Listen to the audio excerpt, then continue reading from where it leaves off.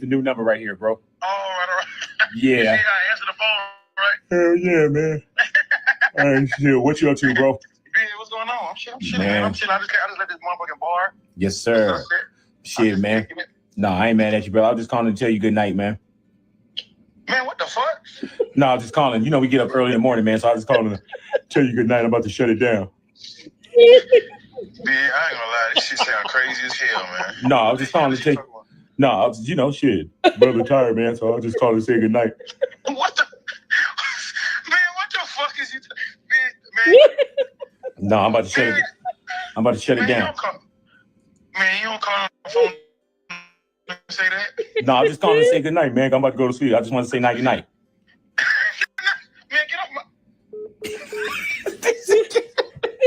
Welcome to the iconic moment. We are back with another good night prank. This is part 6. Let's keep it going. I think the last one is the most hilarious one. I think the first and the last is always the best ones. The ones in the middle, they're funny too, but the first and the last always hits. So let me know what you...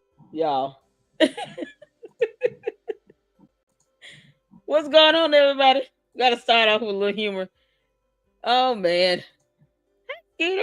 Did I get my email? I have not checked my email today.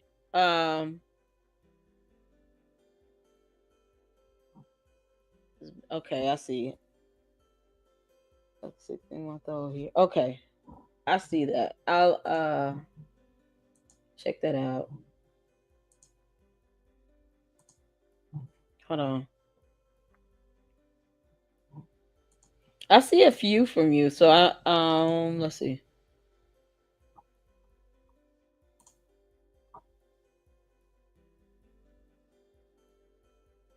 Okay, yeah, I see a few of your emails. I'll highlight them and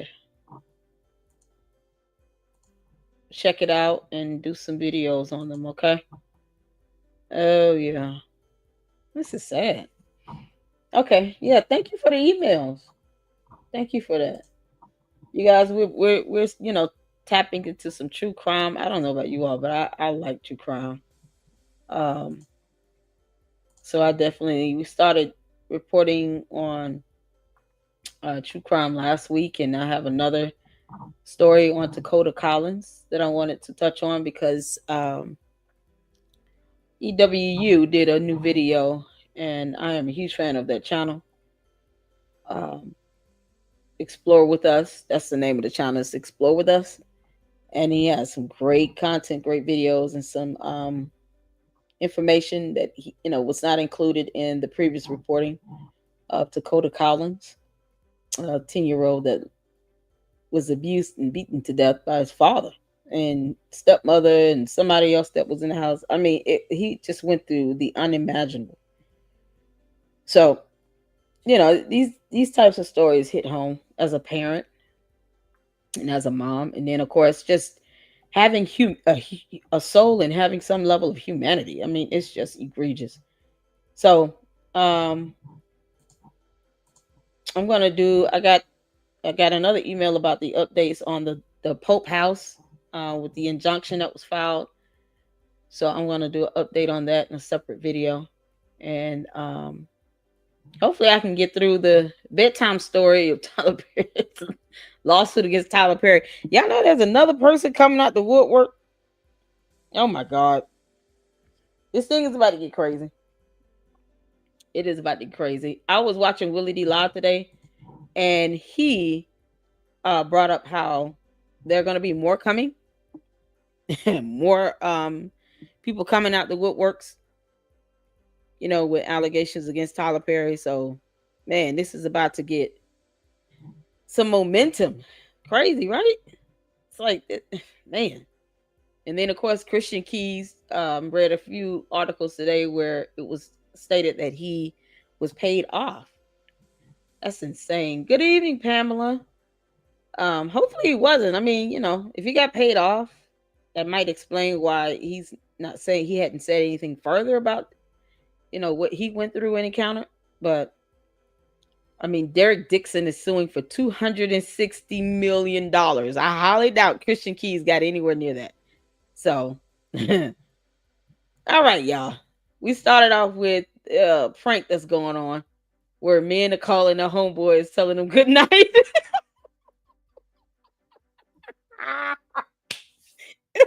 like, why are you a grown man? You calling another grown man to my? I just called to tell you good night, bro.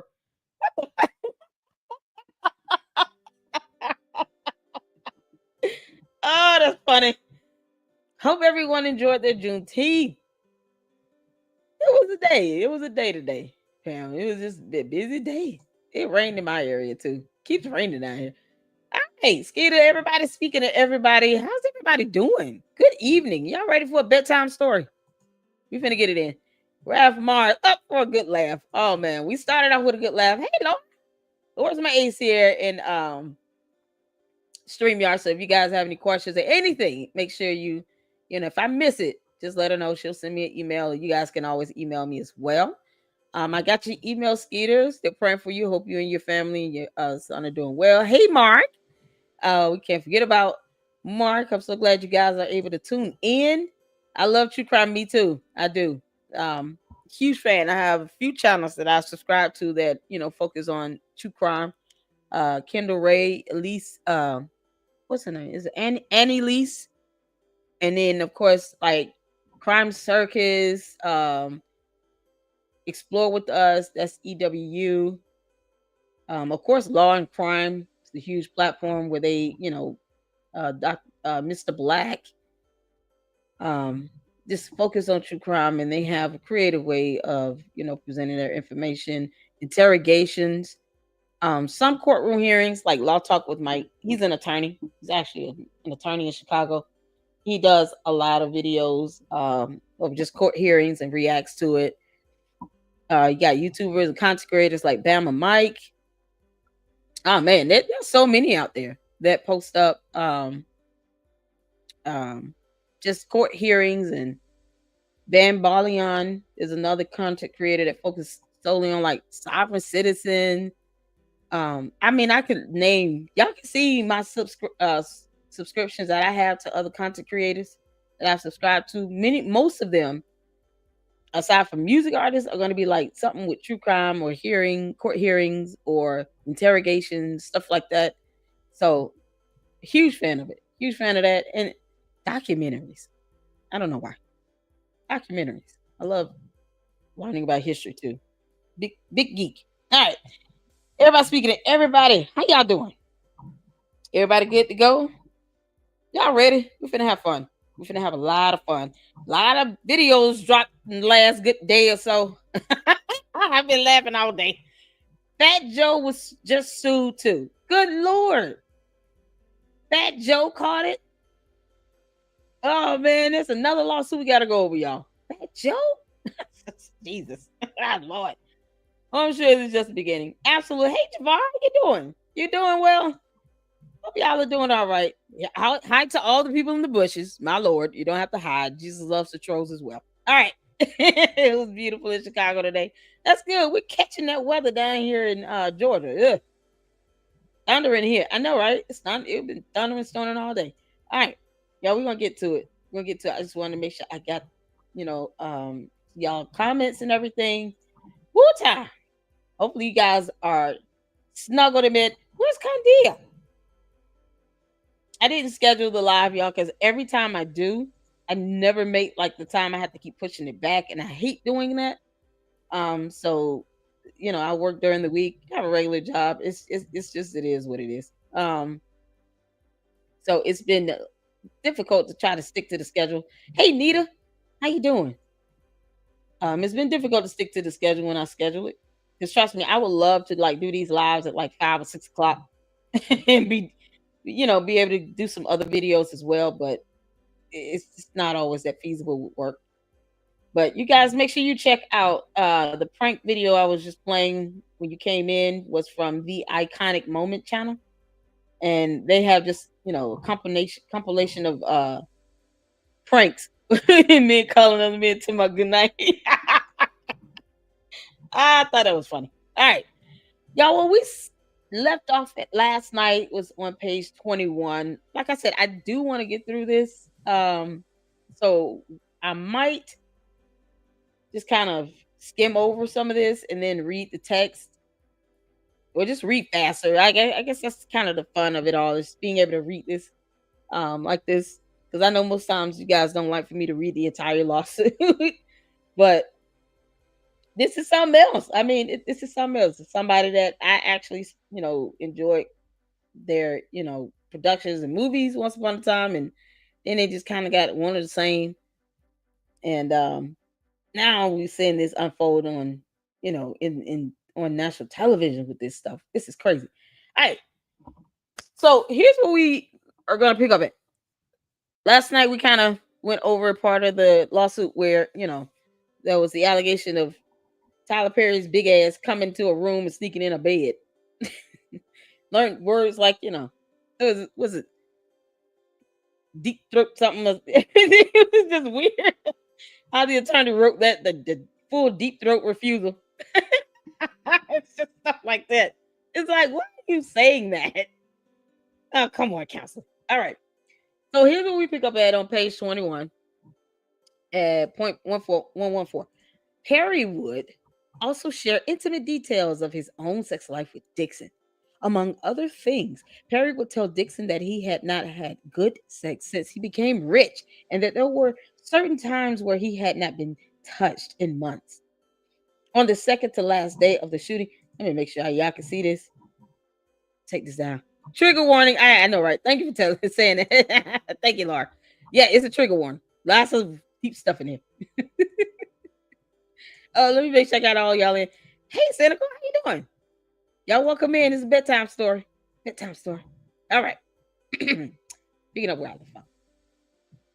On the second to last day of shooting for the Oval, Dixon filmed the episode where his character was shot 4 times, indicating a seeming end to his role on the show and his termination from the job.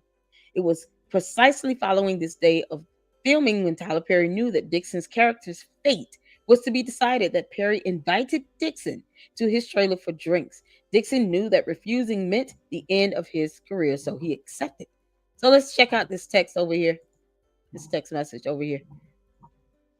So the blue is Derek Dixon. The gray over here is Tyler Perry. Right. And we just had a heaping dose of it, and now it's back to nothing. It's really weird. And Perry says, I didn't have any contact. What are you talking about? I haven't been touched in months. I would get my Medea's voice on, but I'm not that good. And then Dixon says, oh, you mean touching? I thought you meant being around people. And Perry says, Jacob. Who the hell is Jacob? God. Dixon says, I love that you only say that when I'm being stupid. I guess the Jacob's dumbass version of me. And then Perry says, not dumbass, but blonde. Ugh. Yeah, did I say Tyler Perry was an asshole? Just in case. Tyler Perry was an asshole. It's so petty. Okay. All right. 117. This is paragraph 117. It was there on the very same day that Perry dialed up the harassment to a new level. Tyler Perry asked Derek Dixon point blank, are you attracted to me? And demanded that Dixon answer. Plaintiff reiterated the same way he did after the first assault by skirting the question. Dixon told Perry that Dixon wasn't that sexual or looking for anything. Perry's incessant probing did not stop. Perry continued to talk about how good-looking and sexy Dixon was, and that plaintiff was wasting his looks by not being free and having sex. Dixon repeatedly deflected these comments with neutral answers, constantly looking for ways to avoid Tyler Perry's sexual interrogation while continuing to worry about his future on the Oval. Mr. Perry was testing how far he could go with Dixon. After enduring the harassment and doing his best to dodge the situation, Mr. Dixon got up and the two exchanged goodbyes. As Dixon was leaving Perry's trailer, Perry got up and pinned Dixon against a wall. What the? Perry began aggressively groping Dixon's buttocks in a sexual motion. Tyler Perry began reaching down towards Dixon's buttocks and groped Dixon's butt in a strong and sexual manner that could not have been a mere accident. Dixon stood frozen in horror and could not reciprocate or fight back. All Dixon could do was let his body go cold and limp. Seeing that Dixon had no desire in Perry, Perry told Dixon that he was drunk and asked Dixon to leave the trailer. As soon as Derek Dixon left the trailer, following Perry's violent assault, Dixon became severely nauseous and extremely anxious about his job, career, and livelihood. Dixon felt trapped within the confines of the studio's quarantine bubble. There was still another shoot the next day. Dixon called his friend Justin Bryant on the phone and told him everything that happened and was unaware of any HR representatives to whom he could report the assault. Plaintiff had no one to turn to and nowhere to go to save him from Perry's aggressive sexual harassment and exploitation. The next day, Perry acted like nothing happened, and this time he did not even offer Mr. Dixon an apology. Following this exchange, Dixon began to avoid Perry as much as possible. However, Dixon still felt the need to answer Perry's incessant text messages, so he changed his approach. Dixon often pretended to be asleep to avoid being harassed by Perry.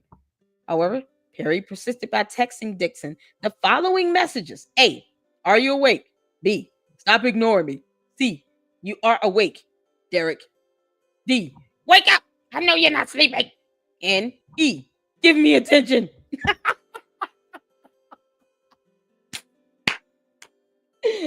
Oh, Lord, Tyler Perry, you're such a man, baby child. Don't you have a son you could have been spending time with? Where's your child? What's wrong with him? Y'all, this is something else. What child? Oh, Lord. All right, let's go. This is something else. All right. In or around early October of 2020, Perry invited Dixon and other actors from the Oval on a cast trip to Perry's personal island in the Bahamas. Dixon knew, as did everyone else on the show, that declining to go on this trip might cause Perry to erase you from the show.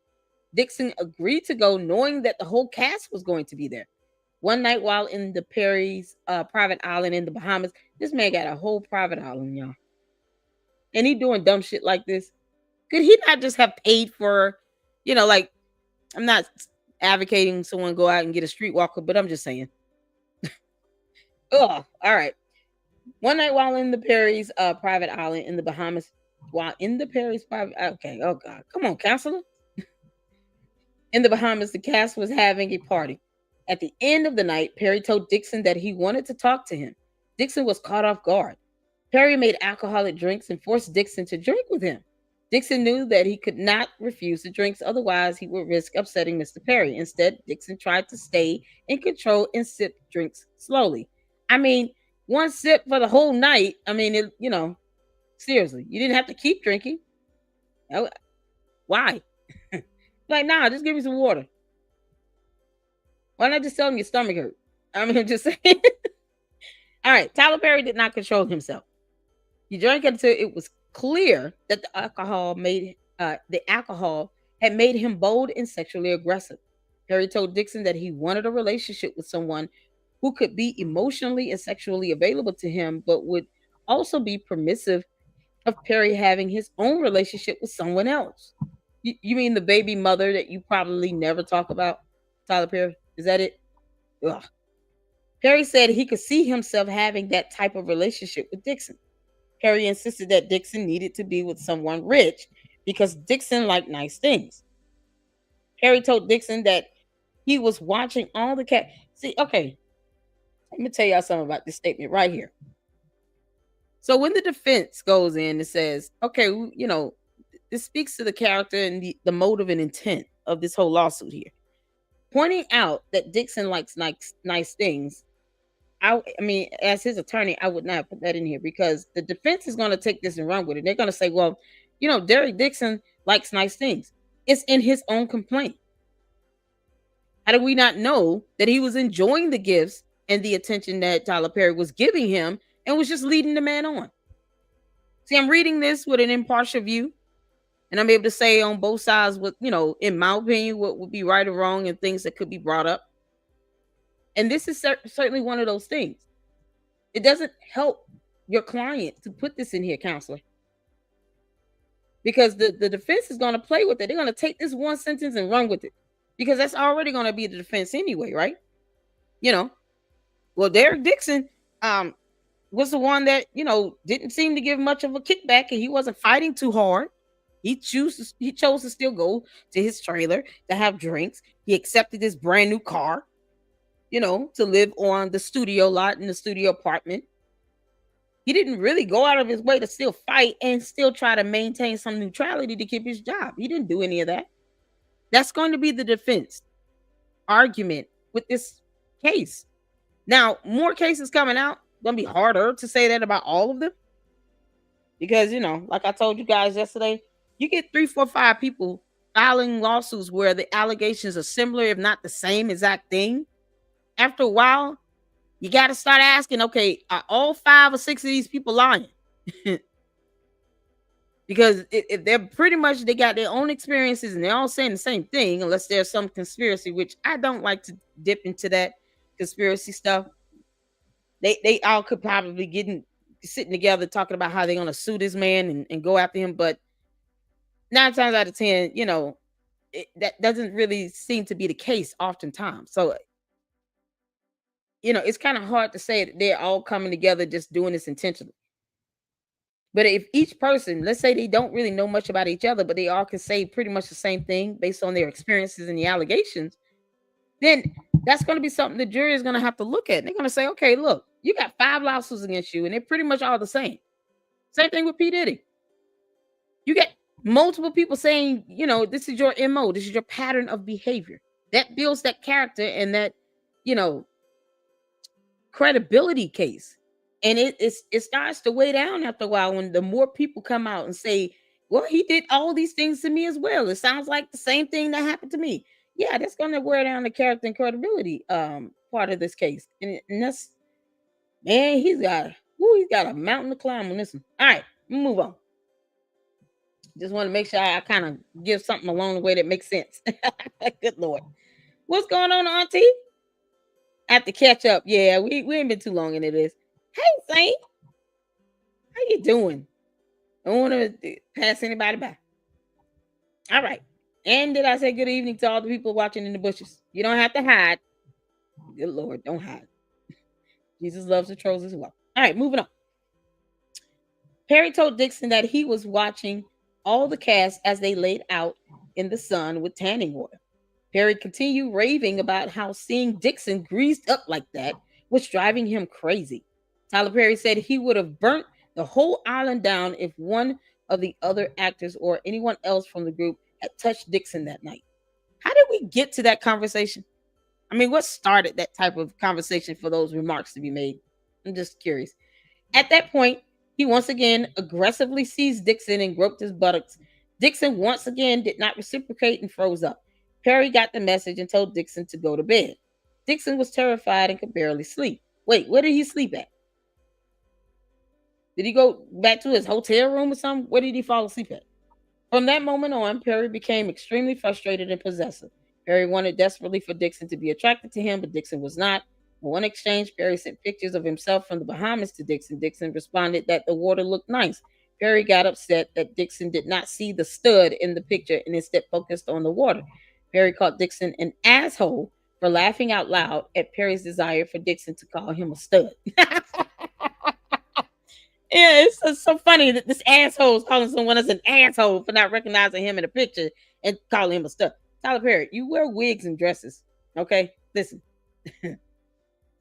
that they're more attractive. I'm not going to sit here and just say, you're not a lot of people's types. Let me just put it like that. And I'm not a lot of people's types either. It's all right. But good grief, man. So here's a text message here with a picture he sent on this expensive ass jet ski that somehow with all this, he's still not happy. Nice picture. This is Dixon in blue. Nice picture. Yeah, the water does look calm. Perry, nice picture. Dixon, great, amazing, awesome picture. Oh, Lord. Perry, you don't see that stud in that nice picture? Rude. Dixon, lost. Yes, that's a stud. Perry, asshole. Lady Luck Club to Perry. Ditto. You're an asshole too, bro. All right. Moving on. Okay. On or around October 18, 2020, and following Dixon's return from the Bahamas, Perry told Dixon that he was jealous that Dixon was giving too much attention to other men. Perry stated that Dixon was being too much of a social butterfly and that he would need Dixon to sit still this week. Further attempting to exercise his influence over Dixon's interaction with other men, Perry continued to wield his position as Dixon's boss, demanding sexual attention in exchange for his continued employment. These text messages were followed by others to Dixon like, Derek, don't you dare ignore me. I deserve better. I deserve attention all the time. Dixon, out of fear for the unknown future of his career, continued to give Perry the social attention he demanded, even though Dixon would constantly get sexually harassed. Why do you keep going over there? Like, why not just come up and surprise him and have a friend with you? Like, don't go around him alone. Just conveniently, like, send, 411 in a text to somebody and let that be kind of like a hidden code. This dude just asked me to come to his trailer with you. I need you to just show up. What are you gonna do? Try to send him away? If that's the case, that's your way out. There's only so many times I'm sure Tyler Perry would like that until he just stopped asking you to come over. Yeah, every time you show up, there's 2 other people going knocking on my door 5 minutes later. Yeah. There were certain things that could have just been done to kind of prevent all this interaction, but that's just me. It's my opinion. All right. On several occasions, Perry would text Dixon while drunk. In one exchange, Perry told Dixon, "You know what I cook, Derek?" And then proceeds to say, "I'm so drunk talking shit." In December of 2020, Dixon began feeling depleted due to Perry's continued pattern of sexual harassment. The assaults and harassment began manifesting in his physical health, and Mr. Dixon had no one to turn to. Dixon visited a physician who indicated that Dixon exhibited severe symptoms of acute stress, insomnia, stomach issues, which who knows what that is, and dangerously low cortisol levels due to the sexual harassment and assault. Is that what's on the medical documents? Not that we need to see it, but I highly doubt that a doctor diagnosed you with these physical health issues solely due to sexual harassment and assault. Some of these things are secondary to that, but low cortisol levels, I have to look that up because it's. All right, the physician prescribed Zoloft, an antidepressant for Dixon's ailments. That's not going to take care of the stomach issues. Zoloft does not take care of stomach issues. So what was it nausea and vomit? Like, you get some Zofran for that. Yeah, all right. So here's a text on the side here, and it kind of reiterates what he said. You know what I cooked, Derek? Then Dixon says spaghetti, cake. And then Perry says, I'm so drunk talking shit. Oh, God. The sexual harassment continued through the beginning of 2021. Perry continued sending Dixon unsolicited photos of Dixon's body from the set of The Oval, with comments such as, "Oh my God, look at that. Wait, oh my God. Why is the O missing? We can't say God. Can we not say God, counselor? Oh my God, look at think. Look at think." Y'all, I'm not making this up. I'm reading it just as I see it. Look at think, Derek. Thick. B, no, the weight difference. I can do see it. What?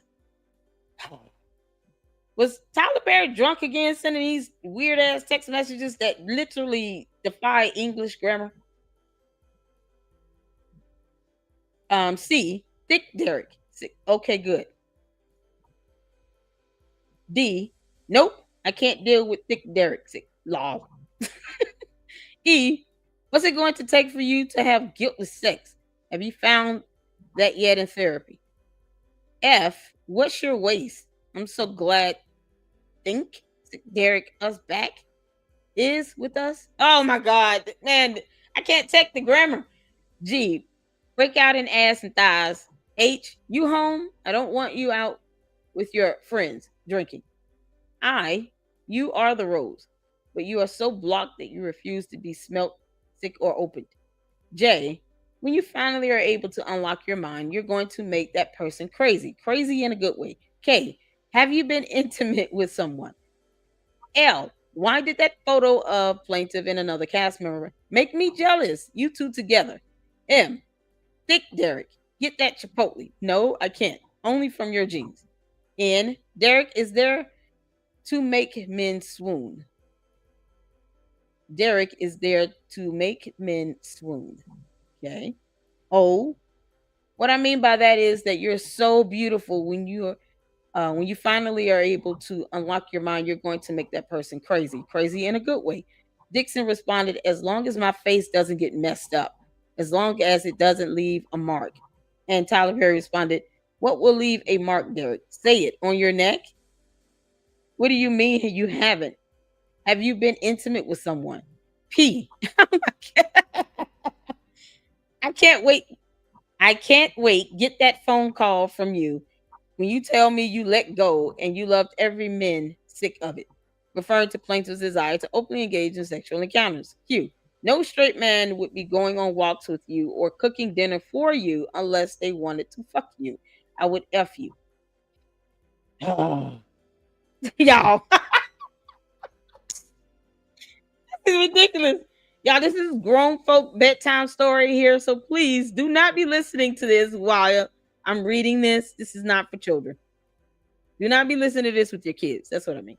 Don't have any kids in the room. Send them to bed. Tell them it's 10:30 Eastern Standard Time. Lady Luck Club wants me to send you to bed. Go to bed.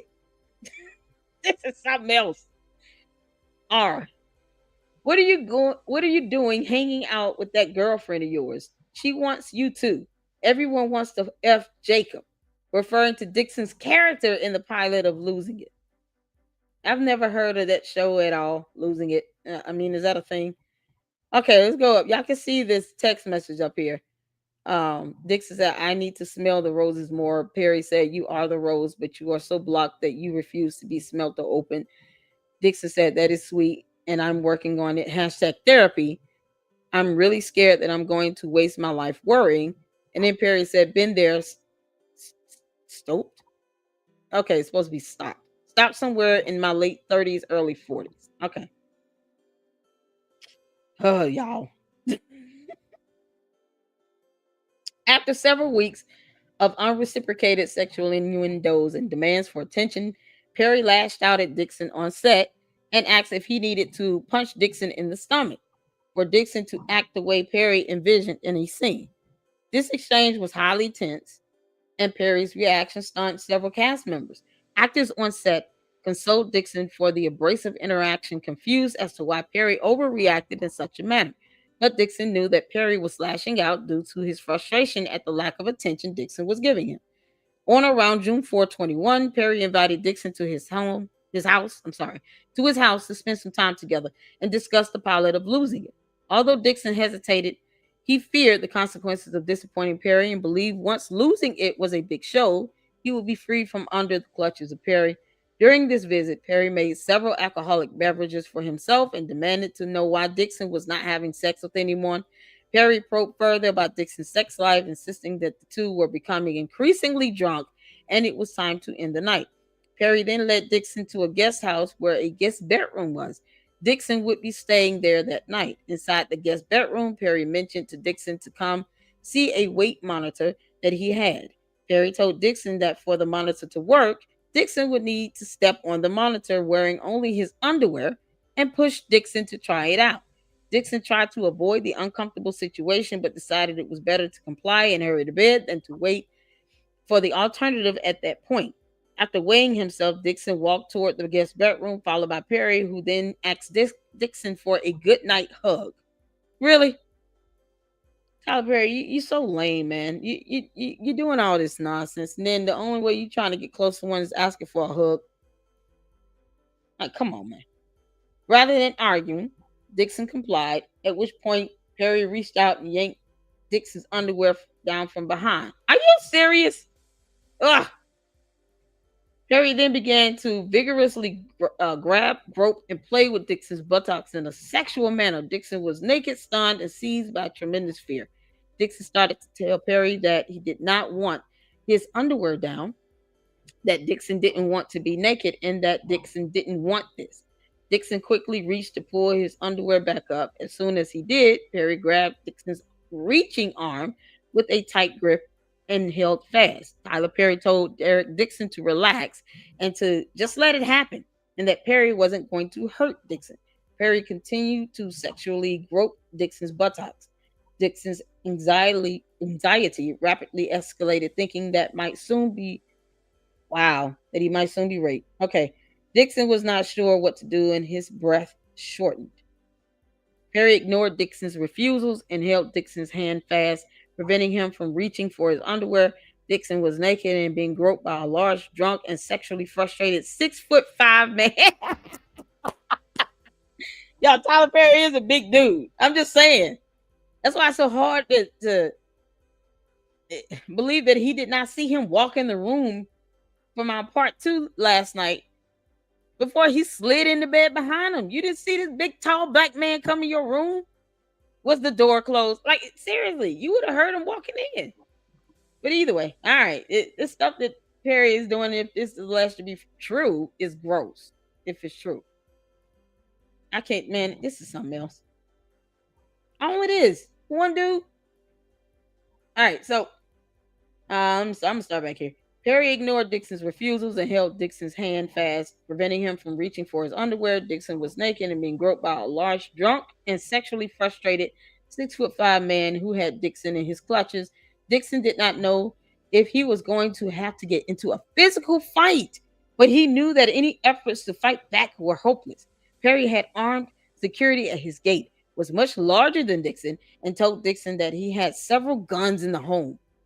What? Is that a threat? Told Dixon that he had several guns in his home. Wow. Okay. Dixon was desperate for a way out and remarked that he couldn't do anything sexual because he was so hungry, attempting to change the conversation. Dixon asked, "Is there any food up here?" Which prompted Perry to withdraw and order a pizza. Dixon, in fear of his safety, followed Perry into the main house to eat the pizza. Afterwards, Dixon returned to the guest house and, unable to lock the bedroom door, locked himself in the guest house bathroom and slept on the floor. Dixon then attempted to contact some close friends about the incident, but not to have them pick you up.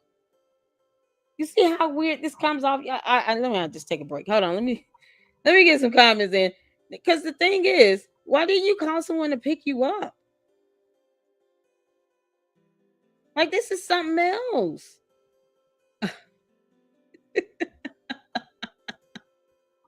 Yeah, this is something else. Perry needs to quit it. He's going to shame himself because he just might as well come out as gay. But it's like, you still don't have the right to force yourself on anybody.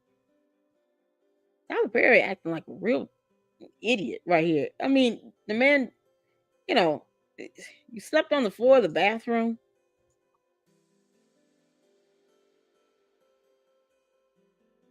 Oh, man.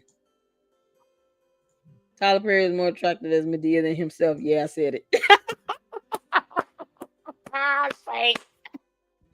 Oh, my God. Oh, remember she had a mess with the Africa girls, too. She in on it. Oh, man. You can't control my life. Oh, my God, y'all. I do remember her school over there. I suppose this has been dismantled. Never really knew about that whole situation. I guess y'all talking about Oprah. Oh, man. Hey, Q. How you doing? Y'all make sure you drop all in the Q's link to her YouTube channel, please. If you don't mind, one of the mods. Make sure she gets a shout out and all the love and support she deserves. Just pop it in and say, "Hey, LLC, I have a baby podcast coming with you as the star." Finally, somebody giving me a baby video.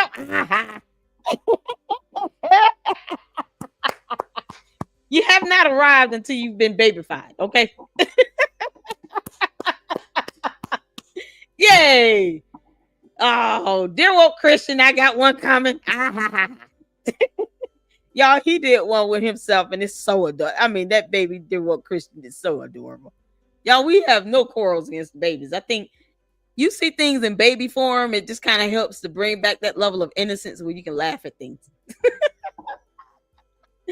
Oh, man. Shout out to you all in the queue. Thank you. Hey, look, I got a baby video coming up. I feel so special. Where you start, just wanted to let you, it's all jokes and love. Have a great show. Hey, I don't take that stuff personal. I love the baby videos. By time. Somebody's making me a baby video. Oh, man. All in the queue. I can't wait. I know. Hey, Katia. How you doing? We got everybody in the house. Y'all make sure you drop Q's link to her YouTube channel as well. Those baby pods are so cute. I have come to adore them. And All in the Q did do two. I think you did what? 2 videos, baby videos. They are so funny.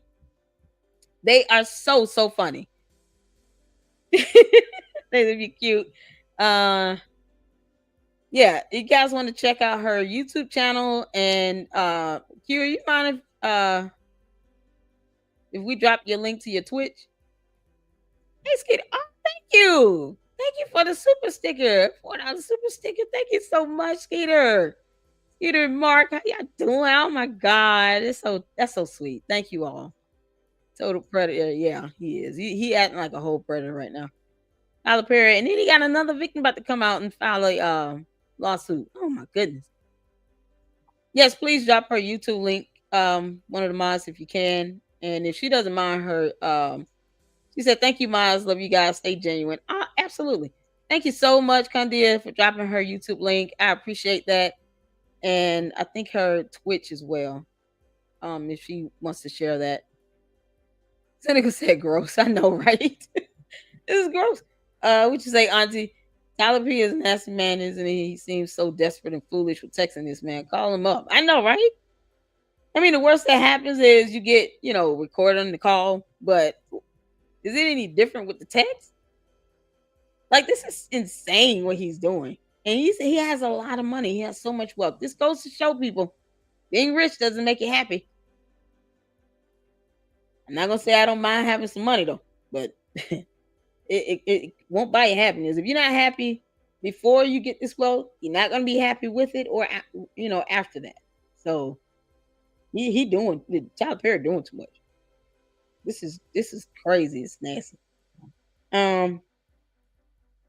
Okay. The following morning, Dixon realized that he had left his car keys in the main house, and upon going to retrieve them, encountered Perry. Perry told Dixon that last night's incident was why the two shouldn't drink together, and that the previous night's incident shouldn't have happened. Dixon responded saying, "Oh, so that was my fault?" To which Perry replied, No, I'm not saying that. I'm just saying that shouldn't have happened, and I drank too much. Attempting to excuse himself for grabbing Dixon's buttocks, groping Dixon, and attempted to have sex with Dixon against his will. At this point, Dixon left Perry's home uncontrollably shaking and contacted his close friends to discuss the unspeakable horror from the night before. For the next several days, until June 6, 2021, Perry texted and called Dixon incessantly. Oh my God, with messages asking Dixon to call him or answer his calls. Finally, Dixon answered, at which point Perry began to apologize, blaming the testosterone supplements he was taking at the time. What, are you kidding me? Tyler Perry is taking testosterone supplements? So what does that mean? Way too much estrogen? Somehow that wig and dress just brings out all that estrogen out of him. His body somehow forgets to balance itself with testosterone because he was still born a man. What are you doing? You blaming testosterone supplements. Oh, man. Yeah, I wouldn't have told anybody this. I'm going to be honest. I would not have told anybody that. Because that could, excuse a lot of things as far as the aggression and all of that. But it also indicates that Tyler Perry is not making a lot of testosterone. Y'all see this? This is something else. Oh, man. Okay. Perry had confided in Dixon about these supplements and past messages and decided to use them as a scapegoat for his actions. Dixon emphasized that he was not okay with what happened and that he had never asked Perry for anything, to which Perry replied, I know, that's why I like you. You're still at it. Okay, let's read the text. All right, y'all see over here in blue, how do they make money then? Subscriptions? And then Perry said, they make money from the advertising, lots of money. I don't know how I feel right now, but I don't like being horny. Testosterone. Oh, yeah, from the doctor, but it is making you feel better? I feel so good, Perry said, but I don't like being horny. I feel sorry for the first person that flirts with me. And then Dixon, la. And then Perry said, you don't even understand. And then the next text underneath says, tried you, call me. Hey, I think the hangover hit me harder than I thought. Can we talk later? Perry said, yes, it was quick, but okay. And then on June 6, 2021, at 7:18 a.m. See the date timestamps here. Finally. At 7:16 a.m. I really need to talk to you as my friend. Please call as soon as you can. Then June 8th, 21 at 3:57 p.m. Trying to do rooms on the boat. If I invite Bill, would you be okay sharing a room with him or not? And then June 8th, 2021 at 5:08. Is that 6:08 or 5:08 p.m.? 5:08 p.m. Hey, I appreciate the invite, but I think I need some more time, and don't think I can go any trip just and it gets cut off. All right, I'm trying to read the text. All right. So back up to paragraph 146 here. Perry further attempted to rectify his misconduct by inviting Dixon on a yacht trip and telling Dixon that Perry was for sure going to make Dixon's pilot. Dixon realized that Perry was offering to make losing it to effectively silence Dixon. Perry sent a text message trying to arrange for Dixon to come on his yacht with another person so that Dixon would feel more comfortable. Dixon responded that he would not board the yacht and refused Perry's invitation. After Dixon refused to go on the yacht, Perry did not text Dixon for 5 months. Sensing that Dixon was upset, Perry called Dixon once to update him that Perry was looking for a director for the pilot. During his 5-month period, Dixon was regularly in therapy. He suffered from severe depression, anxiety, stomach pains, and nausea, resulting in a new prescription for another antidepressant. Dixon was diagnosed with post-traumatic stress disorder, PTSD, and his therapist recommended that he seek outpatient treatment costing upwards of $20,000, a price too high for Dixon at that time. During that time, Dixon began speaking with people about the sexual assault and was assessing his rights. As soon as Perry realized that Dixon was done talking to him, Dixon got a message from Perry's fixers. Perry's fixers contacted Dixon, indicating Dixon's character in The Over, the one who was shot, would be returning with a new storyline next season, and Dixon was receiving a graduated raise from $10,000 per episode to $16,000 per episode that will continue to increase to upwards of $19,000 per episode over the coming seasons. The attorneys said that Christmas came early for Dixon because he was doing a good job on the Oval. However, they also told Dixon he was forbidden from letting his castmates know about the raise because nobody other than him would be receiving a similar pay increase. Okay, so let's recap. The fact that Tyler Perry had this man going to therapy, was getting diagnoses and medical medication, and then turned around, gave him a raise, and no one else, and then told him that he couldn't say anything, almost like an unspoken NDA, right? That is going to definitely make Tyler Perry look really bad in court, because it's the signs and symptoms of a pattern of behavior of someone trying to cover something up. If you're not doing this with anyone else that works for you, and you're giving this man going from 10,000 almost up to 19,000, as far as it's like what, $9,000 jump for increase, and no one else is getting that. Plus, you're telling them that they are forbidden to tell anyone else. That's basically you trying to cover something up, or you're showing that there's some sort of guilt that you're trying to pay for by giving this preferential treatment.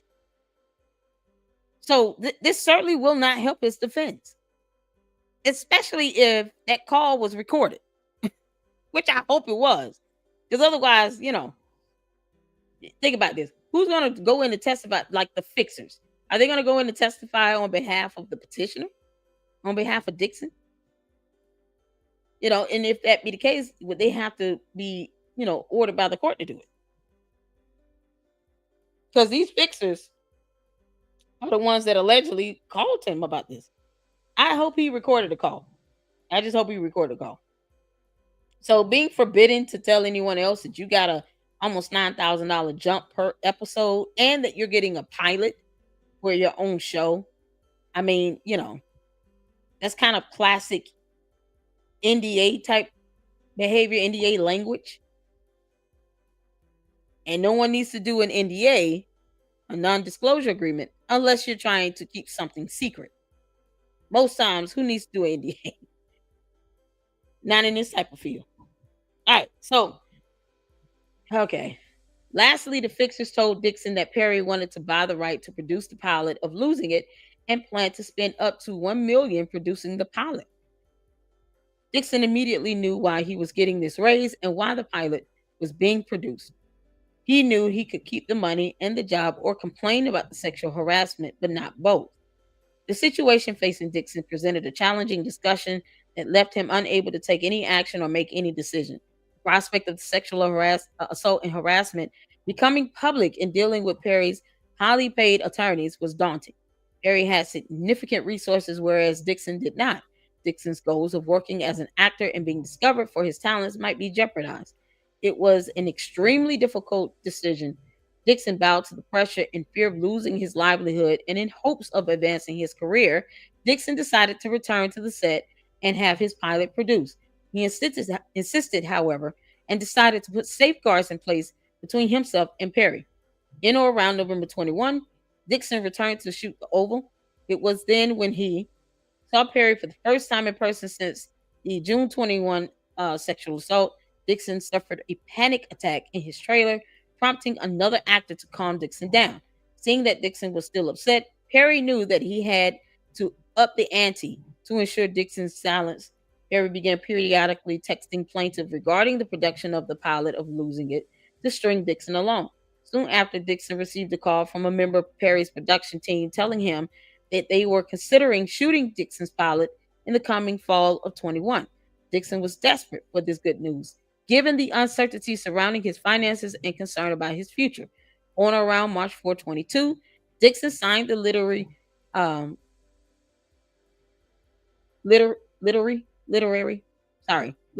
purchase agreement for the pilot, giving the rights for the series to defendant TPS. Okay, you had him sign this purchase agreement for this pilot and to give the rights for the series to Tyler Perry Studios. So they, of course, would own the rights to the show itself. That's so foul. After sitting here putting this man into, basically therapy that led to a PTSD diagnosis with medication.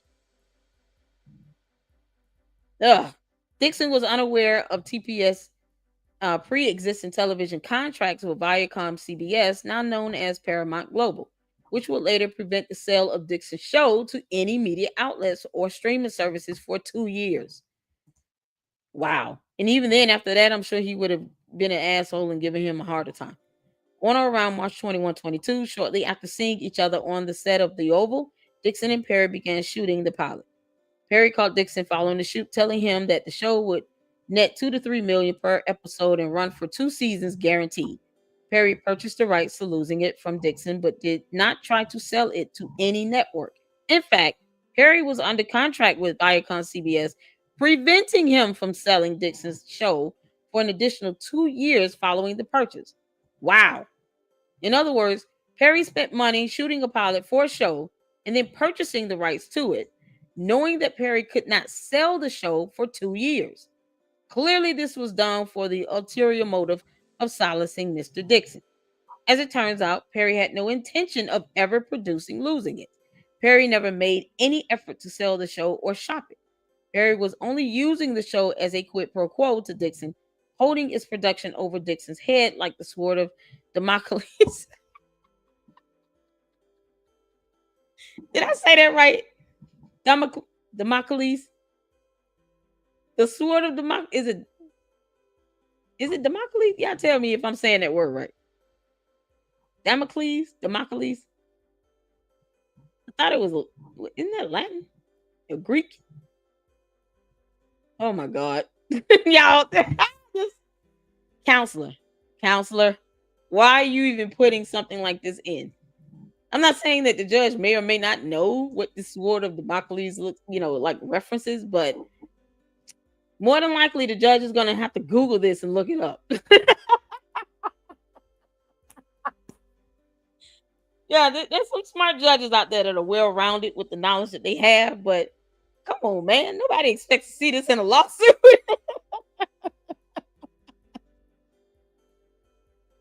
Mm-mm-mm. All right. All right, attorney. Did I say it right? Now let me know. White Laura. Yep, that's some mythical. Exactly. Like, did I say the word right? Democles? How does it go? Hey, H-Spag, how you doing? This was a phone call. Nothing was put in writing, I assume. I hope he did record this call. Me too. Because that's so weird. Oh my God. All right, let's get back to it. Thank you, counsel, for this weird, I guess what example of some sort that most people have to look up, because I'm going to have to Google this. On around April 9, 22, to his surprise, like, you know what? Let me do that right now, because that's gonna bother me, because I have no idea what that is. Sword of Damocles. So it is Greek.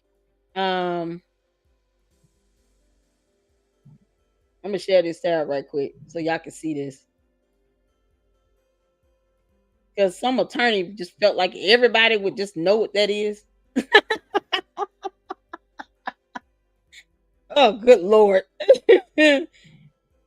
Okay, we'll make sure y'all can see this. This is something else. The sword of Damocles is a symbol of the precarious nature of power and the constant threat that accompanies it. The story originates from an anecdote about Damocles, a courtier in the court. In the court of Dionysius I of Syracuse, who envied the king's power and luxury. To teach him a lesson, Dionysius, am I saying that right? Dionysius offered Damocles the chance to experience his life, but he hung a sword above the throne, suspended by a singular hair, to illustrate the ever-present danger that comes with great power. This tale was popularized by the Roman philosopher Cicero in his work, Tusculan Disputations. Today, the phrase sword of Damocles is used idiomatically to refer to an imminent and ever-present peril faced by those in positions of power. Okay, it's good, reference here, an anecdote, but most people aren't gonna understand, like the average person, especially with a jury trial demand, might not. They have to look this up. Like, what is this sword thing he's talking about? Oh, good Lord! All right, get back to it.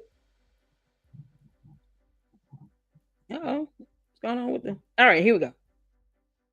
On or around April 9, 2022, to his surprise, plaintiff received the script for another season of The Oval, in which plaintiff's character, originally written as a grocery store clerk, would play a male prostitute being pursued by a pimp.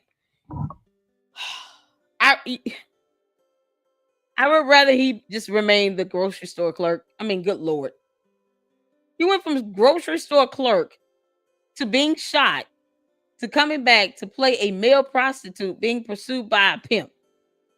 This is where we're taking this character, Tyler Perry. And you wonder why people don't like your shows anymore. Oh my God.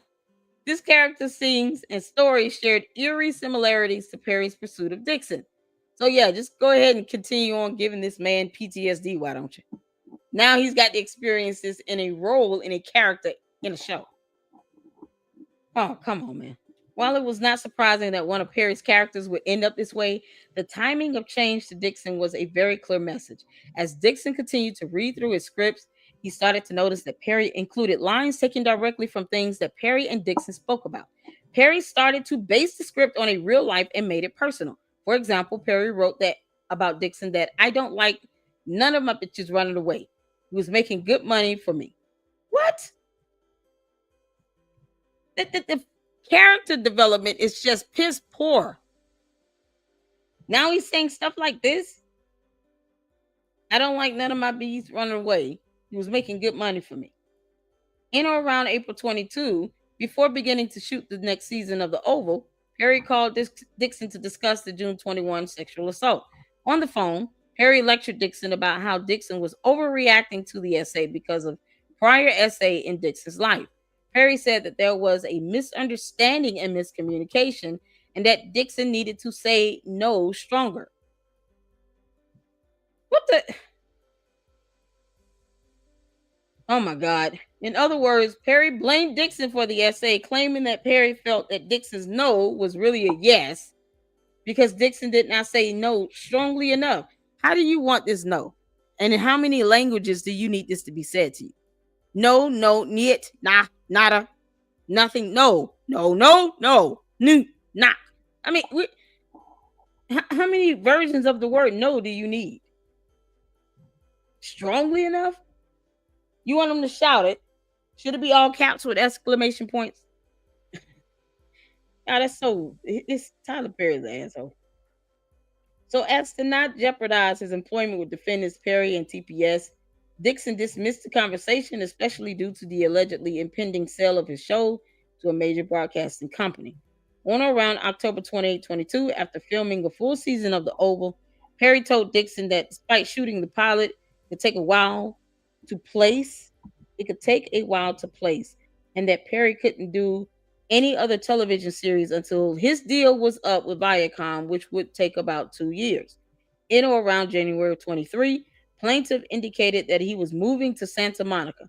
He did so to put some distance between himself and Perry. Tyler Perry replied that he was glad to hear that Dixon was moving away and asked if Dixon's no was stronger before he left. Perry reiterated that Dixon should have a strong no and make it clear when he said no. Oh. And this text over here is a little, I don't know why it's a little fuzzy. Let me refresh this. Yeah, no, it's fuzzy. It's not my screen, it's the text. I don't know if y'all can see that. It's gonna be hard to read that because you guys can see it's a lot blurry. It's very grainy. So I'm not gonna try. All right. Oh Jesus. This was Perry's way of once again referring to his June 21 sexual assault of Dixon and making it clear that Perry felt no remorse for assaulting Dixon against Dixon's will. Dixon remained calm considering these triggering comments because he needed Perry to help him with his dreams of producing a show, and because Dixon was still a regular actor on The Oval. Even after Dixon moved to California, the quid pro quo harassment and attempts to cover up the essay by promising a show continued. Perry would call Dixon, who felt obligated to pick up Perry's phone calls and respond to text messages. These conversations would often start about work and the men's business relationship and then transition to further conversations about Dixon's sex life, adding to Dixon's trauma and forcing him to relive the essay. Perry continued to envelop Dixon in this feeling of reliance and justify the essay that happened. Yeah, I hesitated on this because I'm trying to figure out, like, how did we get to this point where Tyler Perry is making this man feel like it's his fault, but yet continue to keep messing with him? It's truly a control thing here. It's like drunk with power. Not that he even cared. Did he know that he went to therapy and had been diagnosed with PTSD? I'm wondering. Oh man, Perry would call Dixon and say, "You'll understand when you have a hit show," and in the same breath referred to the essay by saying, "I'm so glad we're past that." Dixon knew that he had Dixon knew that he had to just hold his tongue because Perry was still employing Dixon. On or around October 23, Tyler Perry finally contacted Dixon, indicating that he was going to be finished with his Paramount Global contract in January 24 and that he would be able to start working on selling Losing It. Perry was just hoping that the statute of limitations would run on Dixon's essay claims before closing the door on Dixon's hope and on the quid pro quo that Perry offered for Dixon's silence. I mean, if you're suing him for $260 million, then why care about the show then at that point? Because you're probably going to get more money. You know, this could be seen as a slap suit, but let's just say, the judge entertains this amount. And let's say hypothetically, he at least get $200 million. Not likely, but let's just, for shits and giggles, entertain me for a second. That would be more money that he would have earned anyway by having this show piloted and produced and sold and anything like that, right? Because this would have been this 200 million from this lawsuit, hypothetically, if he wins, would be more money he gets up front and more than likely guaranteed than to put a show out there hoping that it gets good ratings, hoping that it gets proper advertisement, that the script is good enough for people to watch it and to get a lot of, money that way. Like, he wouldn't get $200 million from a pilot show. He just wouldn't. Now, it has to be like a freak of nature for a show to just be with the pilot. I mean, you start with the pilot and it takes off. But even some of the best shows doesn't always just start off as a grand hit. It builds up to that. So if he were to get a settlement, $200 million, something like that, he would get more than what the show would produce either way. So why not have filed this lawsuit in the complaint earlier? That's just kind of my 2 cents on that. All right. In the same conversation where they are talking about that, I read that. Perry further pushed for details, asking Dixon. Oh, hold on. I'm sorry. Let me go back up. In the same conversation where they are talking about Perry starting to do things with losing it, Tyler Perry also asked Dixon who he was having sex with. Perry further pushed for details, asking Dixon if he was the giver or the receiver in this scenario, or if plaintiff used protection and prep when engaging in sexual acts. Perry continued to probe other intimate details about Dixon's sex life. This is once again a conversation that a straight man does not have with a gay man. You don't ask anything about prep and protection. You just don't even ask about what's going on with the sex life. If you're the sexual life, if you are straight and you're not interested in it. So once again, why isn't Tyler Perry trying to come out and just at least admit that he's gay or bisexual at least? I mean, why is it so hard now? All right. Perry again told Dixon that Perry wants a partner with whom he could have an emotional and sexual relationship. It goes back to their partner at the end of the day. So no, you can't want an emotional if you're talking about friends with benefits. The attorney needs to edit this because it gives off the wrong interpretation with the type of relationship you're saying that Tyler Perry wanted. He did not want an emotional relationship if he just wanted a friend with benefits with no attachments. So the attorney needs to add, he definitely does need to do an amended complaint. In December 23, Christian Keys, another actor who worked for Perry. Oh, wow. Okay, so this came up.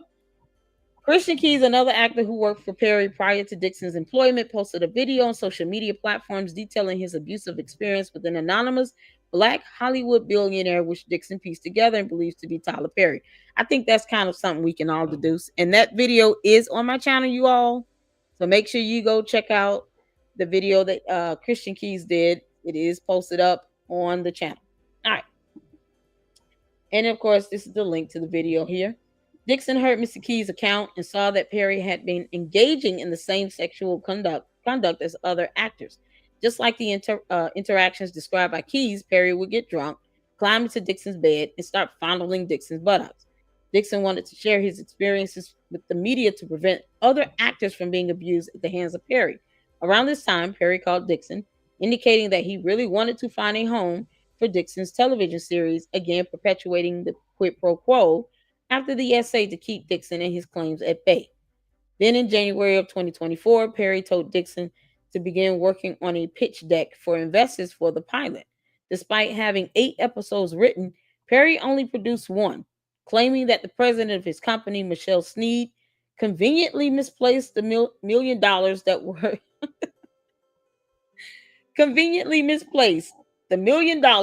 going to be used for the show. During this time, Perry further solicited Dixon's assistance with other films and projects that Tyler Perry was working on. Once again, Dixon was in a position where he could not say no. So, okay, here's the text. We're going to read this one.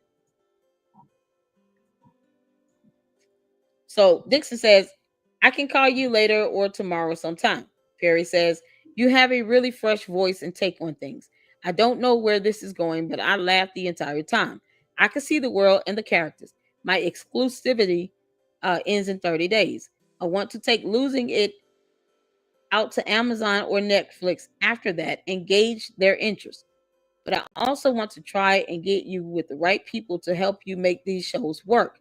They are not for my audience, but we need to find a home for this stuff. I don't want to miss another Schitt's Creek. You know that Eugene, this is referring to Eugene Levy, bought that to me first, but I didn't get it. A man gets here tomorrow, so he's got my Amon. I'm sorry. Amon gets here tomorrow, so he's got my full attention. I'll be trapped until the day after Christmas, so let's talk then. So Dixon says, wow. I was worried you even like it because it's a weird concept, so thank you. And then something got cut off at the bottom. So Schitt's Creek is an awesome show by Eugene Levy and his son. I don't know his son's first name, but it was absolutely funny. And you're talking about from beginning to end. I think only one or two shows in my mind, I was like, I could have did without it, but they weren't bad. But overall, it's a really good show, especially with what's her name, Catherine something, talking about the baby is crying. The baby is crying. It's such a good show. It's such a good show. The baby is crying. All right. So somehow, the president of his company, Michelle Sneed, conveniently misplaced the $1 million that were going to be used for the show. And she did not get fired. How does this go? How do you misplace $1 million? Is he saying that she basically, like, the books are cooked and we don't know where that money is? Like, and he's okay with that? Y'all know $1 million of Tyler Perry, who's a billionaire with a B, is like pocket change. Like, me having $1, except I still don't want to lose $1. So why would he be okay with telling someone that the president of his company misplaced $1 million? Are you kidding me? Y'all.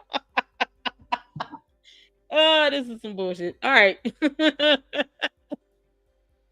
In or around March of 24, Tyler Perry indicated to Derek Dixon that the individual who was meant to pitch the pilot became child, what's going on here? Something going around the mic. Sorry. In or around March 24, Tyler Perry indicated to Derek Dixon that the individual who was meant to pitch the pilot became depressed and could no longer pitch the show. What kind of nonsense excuse is this? They became depressed, so they couldn't do it anymore. Okay, so get someone else. Tyler Perry is a well-connected man. Could he not find anyone else? And could you not figure out why the president of your company misplaced $1 million? Really? Oh my God. This was another excuse for the fact that Perry never liked the show and never intended to sell it. I mean, yeah, we can pretty much pick that up. I know. Dixon did not get angry and allowed Perry more time to figure things out for the show. Mistakenly sensing that Dixon had forgiven him, Perry started back up with the harassment. Perry continued to harass Dixon, who was still working on the Oval and who was still waiting eagerly for Perry to sell losing it. Perry would tell Dixon that he loved Dixon, that Dixon should be living his life, and that Dixon should be having sex more. Perry even indicated that he would send Dixon's show to Peter Friedlander at Netflix. That's a hell of a name. Peter Friedlander. Friedlander? I don't know. But all this was just an attempt to remind Dixon of the sword of Damocles hanging over his neck. Okay, counselor. Later, Perry told Dixon that Netflix turned the show down. Wow. Later, Perry told Dixon that Netflix turned the show down. When did he even pitch it? Dixon was never contacted by any individuals from Netflix regarding the show, and no sale ever materialized. Now you say they turned something down when you didn't even tell them that you went to pitch the idea. This is crazy. In or around June of 24, Perry, sensing that Dixon was getting frustrated about his show, not getting off the ground, and still concerned about the sexual assault being made public, offered Dixon a position as a writer on Perry's shows, indicating that he needed a replacement to continue writing. It was only then that Dixon woke up and realized that Perry was never going to be serious about helping Dixon. Perry was only going to do things for Dixon if Dixon played along with the essay and sexual harassment and assault. Perry was only interested in preventing Dixon from exposing the dark side of Tyler Perry. Perry only cared that people still view him as the victim he once was, even now as he took shape as the victimizer. Dixon became sick to his stomach. Rather than continue down this path, Dixon took the heroic step of reporting the sexual harassment to the EEOC. After reporting the sexual harassment, defendants did not make any investigation into the complaint and did not take any steps to prevent further harassment from occurring. Because defendants took no action to prevent further assault or harassment, Dixon had to quit his job working on the last season of The Oval. Dixon did so even though he was under contract to finish filming and stood to make close to $400,000. Sweet Jesus. I just want to make $100,000. He stood to make close to $400,000. Dixon did not want to be sexually harassed or be placed in danger of an essay again. Defendant then retaliated against Dixon because, of course, Tyler Perry did. Defendant told Dixon that if he quit and told the other actors why he quit, he would be in breach of his contract. Defendants told Dixon that the only way out was to portray his departure from the show as a medical leave due to the emotional distress caused by sexual harassment. The leave of absence was to be paid medical leave. Instead, defendant made the leave of absence unpaid and therefore terminated plaintiff's employment, causing Dixon additional loss of income and insult. Lord have mercy. Y'all, we finally made it to the first cause of action. We got 11 pages left. What I'm not going to do is read all of the counts. Let's get some comments in, y'all. Oh, my God. Good night, Auntie. Love you, too. Thank you so much for tuning in. I appreciate that. Make sure you guys are hitting the like button. Catherine O'Hara. Thank you, Saint. Thank you. Catherine O'Hara. The baby is crying. John, the baby is crying. Oh, man. Schitt's Creek is a great show. It definitely is, Gundia. Everybody tell Auntie good night. Good night. It was some of the best comedy of our time. I know. Enrique, what's going on? TP was certainly playing Dixon. Yeah, he was. I mean, it just strung him along. It's so crazy. Yep, manipulation. He thought his money would keep him insulated. I hope he gets something. I mean, honestly, the way this is reading, I'm gonna tell you all this. It sounds like it's kind of, hey, Rosie. This is just my opinion. TP can afford an attorney firm that will get TP acquitted. I mean, yeah. If there are exhibits or evidence like recordings or videos or at the very least more emails and other witnesses that will be credible witnesses that could attest to the allegations, because testimony is evidence. So he might consider what type of discovery Derek Dixon have and could be exchanged to the defendant, because in any court case, especially civil procedures, there's discovery material that you have to exchange with the other party. So I think once Tyler Perry, attorney, sees the discovery that Derek Dixon has, and whether or not the discovery itself, along with any witnesses that they plan on bringing in to testify, would be credible, to where there's at least a 51% chance a jury would grant judgment in favor of Derek Dixon, they might try to go back and settle through a mediation. And the judge, oftentimes in these civil procedures like this, especially with high-profile cases, the judge will ask, have you guys tried to mediate? Have you guys at least attempted some level of arbitration? Because if not, that might be something that the judge would want them to do first before they go through a lengthy, an expensive trial hearing. So seeing that there's also, you're talking about Christian Keys and probably another person coming forward with another lawsuit, I think, from what I read today, that might corroborate the allegations from Derek Dixon, because they've been through similar things. That might definitely present a stronger case with Derek Dixon, but it still comes down to, the facts of the case, the evidence that they have, and, whether or not each of the allegations are being sort of checked off, if you will. Because I don't really see how, Tyler Perry, he got what, harassing so far? Definitely some harassment with the communication. But quid pro quo, I think, would be a hard reach. That's just my opinion. Only because Tyler Perry didn't really get nothing out of the guy. He definitely harassed him. Perhaps even assaulted him to the point where that's not, if you're aiming to as a quid pro quo, and you getting something out of the deal is you being able to just harass and assault someone like that. That's terrible. It's terrible. But it's crazy that this is, he strung him along with the show. The man had to go to therapy. He was diagnosed with PTSD. He was put on medication. This is something else. Enrique, maybe a class action lawsuit if there's multiple victims.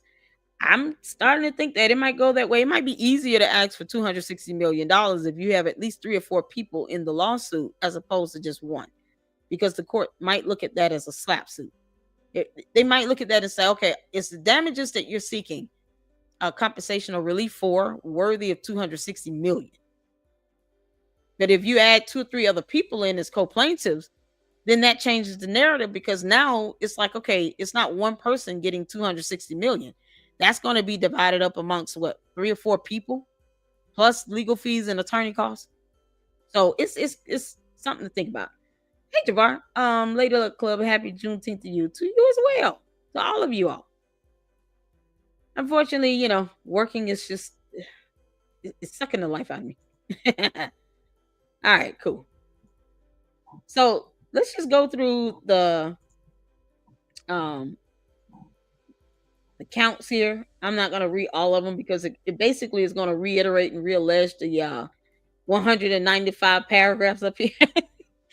So first cause of action is the quid pro quo sexual harassment, Gov Code 12940J against all defendants. So they reallege, the preceding paragraphs established that Mr. Dixon was an employee of TPS. Mr. Perry was responsible for the hiring and firing.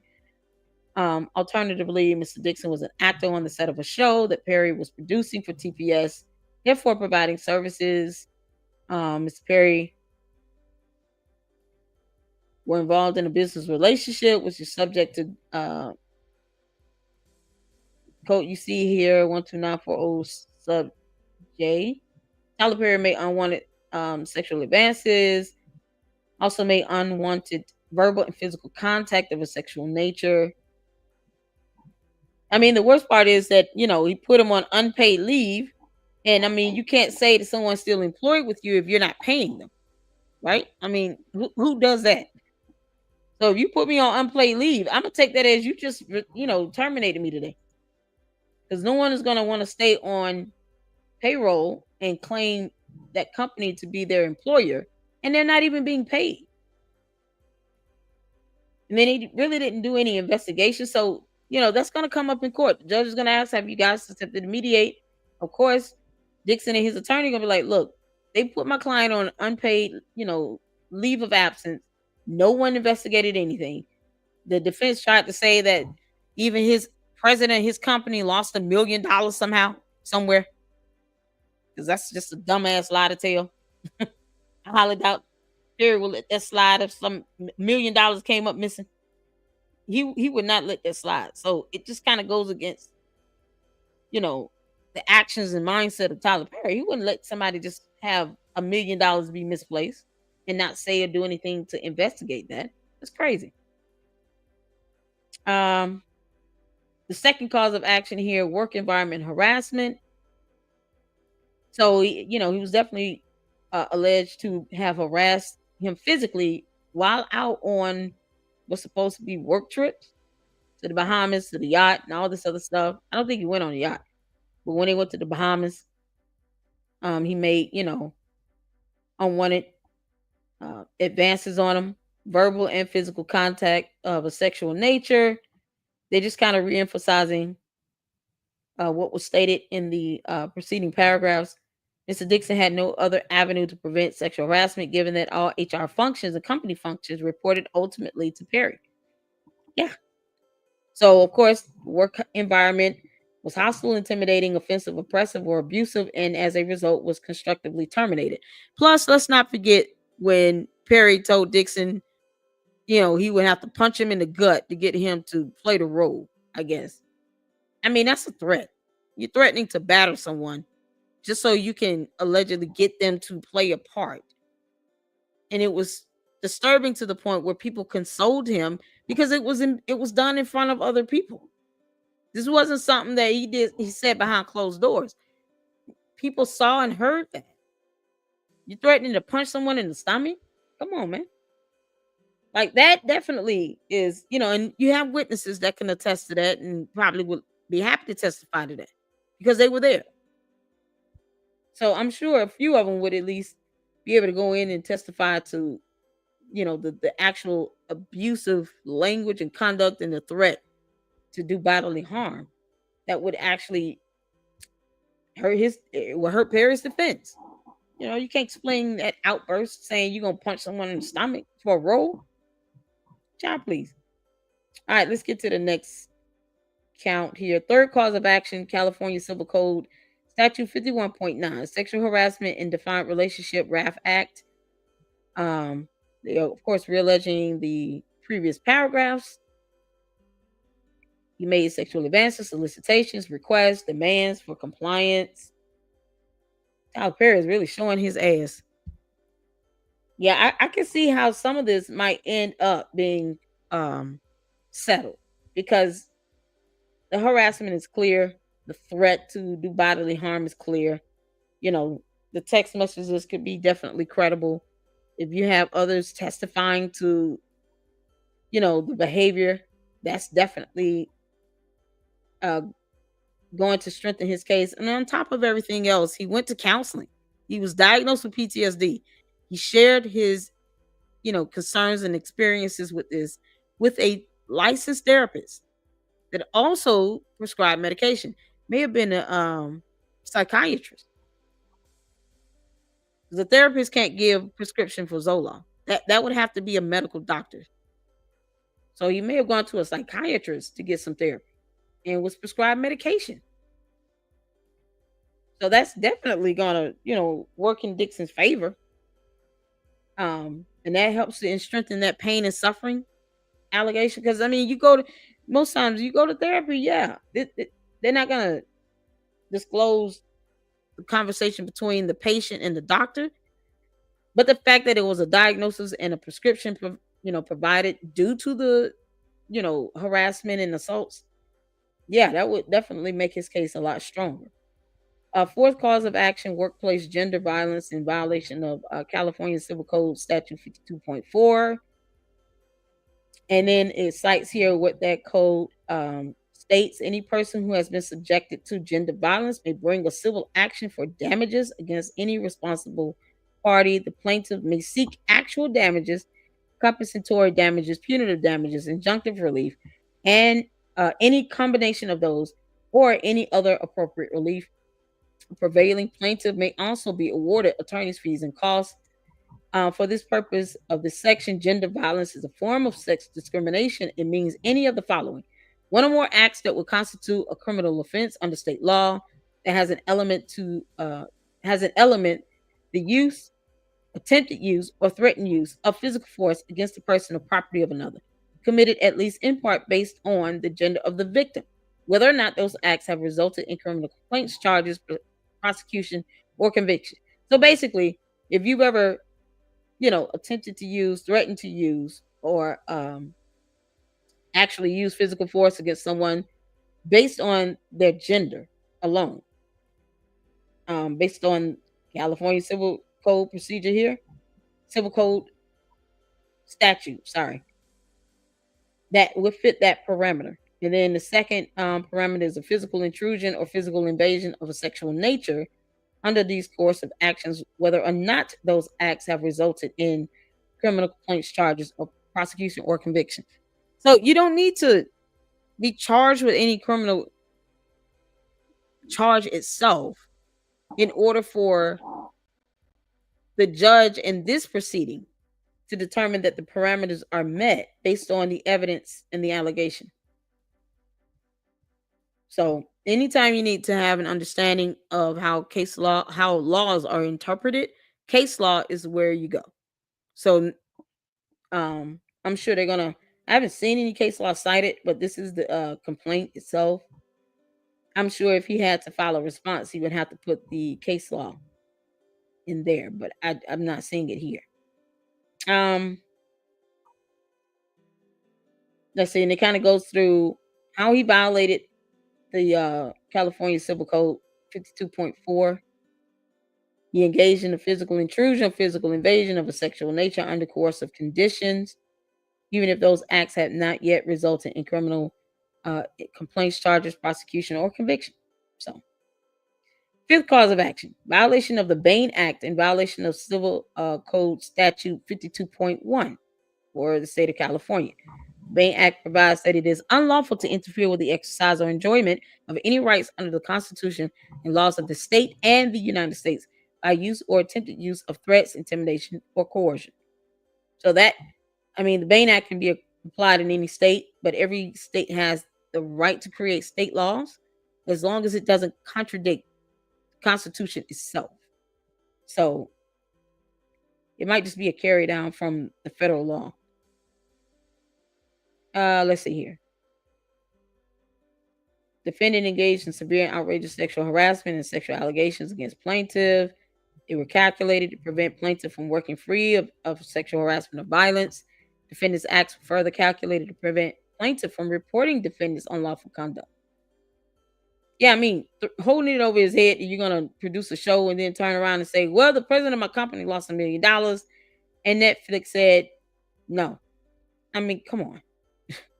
Sixth cause of action, Civil Code Statute 1708.5, sexual battery. And that's, U.S. Civil Code. So that law is applied across the board. Let's see. I'm just reading the cause of action, y'all. Seventh cause of action, sexual assault. And then I didn't see the code for that. Okay. Basically assaulted someone in a sexual nature is what that comes down to. Eighth cause of action, negligent hiring, supervision, or retention of an employee. So he basically is alleging that, you hired me in, knowing that you had no intention of, treating me like just as a human being with respect. And you did it in a way to try to maintain control of power. And in exchange of that, inflicted all of this damage on someone with the harassment and the advances and all those things. And then the company did nothing about it. They never did an investigation on it. And then they let him go when they basically put him on unpaid leave. It's crazy. Ninth cause of action, intentional infliction of emotional distress. I mean, this is kind of goes with, a lot of these harassment claims when you're alleging that there's severe mental and emotional distress. He went to therapy. He got medication. He was diagnosed with PTSD. 10th cause of action, retaliation. So, yeah, as soon as he filed the complaint, basically he lost his job. Tyler Perry had no intention on piloting any show. And basically reporting, harassment or any type of basically unlawful act should not warrant you being terminated. So that could be, I don't know. I'm gonna have to look into whether that would be covered. It might be seen as protection under the Whistleblower Act, even though he's the victim in this. Instead, defendant told plaintiff he should take a medical leave of absence from the show due to the emotional distress. So he didn't make any real strides to investigate it or to take into accountability or anything.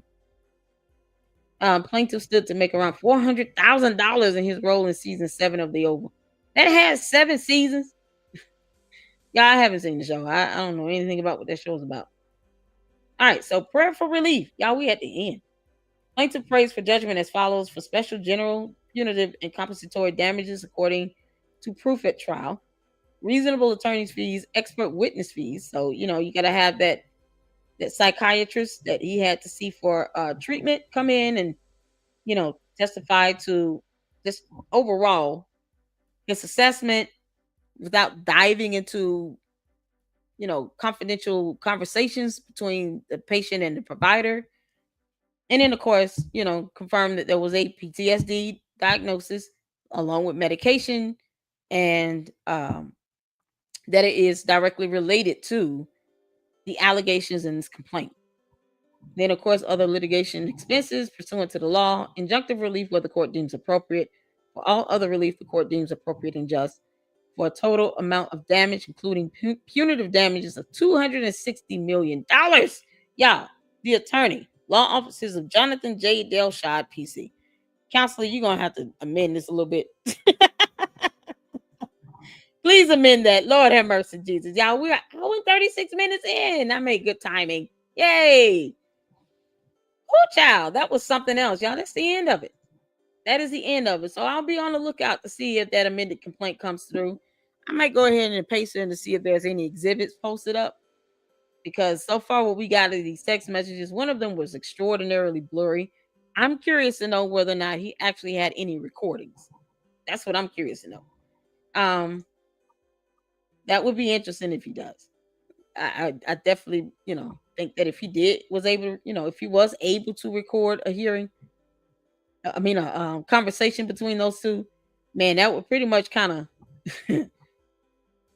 I ain't gonna say seal the deal, but make his case a lot more stronger. Yeah, I want to end this on some laughter. Y'all want to see some baby videos? Oh man, you guys sent me so many. Let's see. Just for the sake of brevity and time, I'm gonna just do a few quick ones. We'll watch like 3 of them. Thank you all so much for tuning in. By the way, bedtime stories are getting interesting. Something else. So these videos are being sent to me between Saint, Candia, Karen. So many of you are sending me these baby videos. All in the queue has like 2.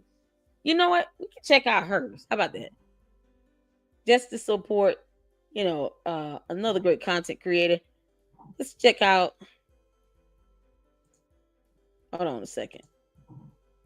Y'all mind? I know we're gonna get to the ones you guys sent me, Saint and Candia. I'm gonna get to those. Y'all mind we check out All in the Queue? Think he got bored of making movies. This sounds like a sick cat and mouse game. I know, right?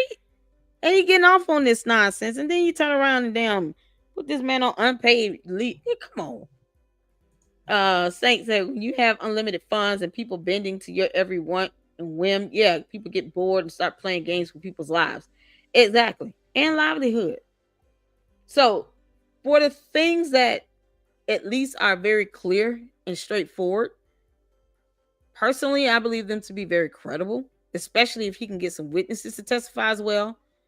Certain instances he gave, it still got a lot of holes in it, like the whole Tyler Perry coming into the room and creeping in the bed. And it's kind of like, okay, if you had to go get an Uber to leave that house, why not just do that? There are times where I find myself questioning, did he really try to do enough to get out of the situation and still not,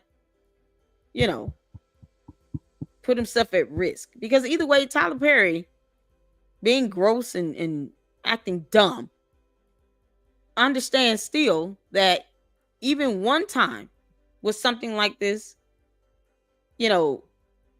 if he decided to go to court and sue him, or report the first incident, Tyler Perry knows that it could be damaging, especially when you have at least 1 or 2 other victims that are willing to speak out, right? And it's my understanding that Christian Keys was paid off. Is there one of y'all told me that? Was he paid off? Hey, Laura, thank you. I appreciate that $2 super sticker. Thank you all so much for the super chat, super sticker, super thanks. Do not go unnoticed. Thank you so much. It's always a blessing. Thanks, at babies. So you guys are okay with me pulling up all in the queue? Can we do that?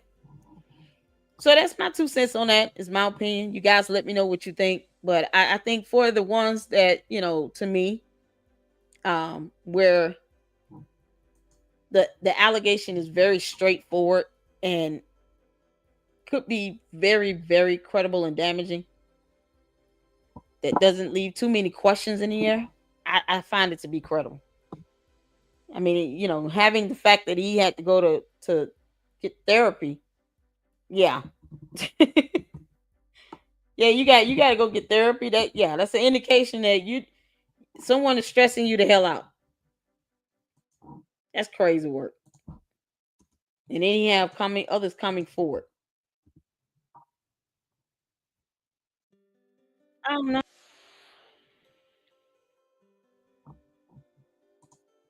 I'm trying to get to her. I'm sorry, y'all. Trying to get to her her shorts. We'll do more baby videos as well. Yeah, I just because she came in and gave a shout out. And I did see her 2 baby videos. They were absolutely hilarious. Oh, all right. I'm gonna play. This one's like 1:30. Okay. Let's check this out, y'all. Make sure you go on All in the Cube channel and check it out. Her great content's there. And hit the like button. Let me present this. Hold on a second. There we go.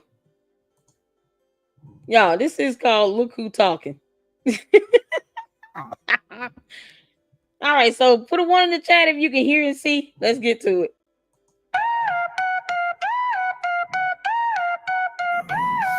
Spin the wheel, the stakes getting real. Fortune on the flop, big win. What's the deal? Chasing. You're not gonna disrespect it. Bitch, who is you? You're not gonna disrespect it. You're not gonna disrespect. You're not. Look at I'm starting to think that this motherfucker think he runs some shit. Fuck this motherfucker think this is. Bitch, he couldn't have been my head. And he dead, bitch. You better not put your hand across his motherfucking tombstone, hoe. Look at these babies. Y'all, one got a shirt on, say I'm just here to laugh, and then the other one got circus in the town? I can't see the whole shirt over there. These babies are so cute. Oh, I love that little mohawk. Oh, it's so adorable. Yo. I had them laughing on me.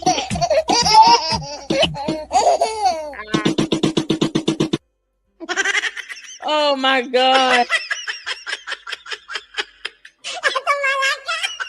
Yo.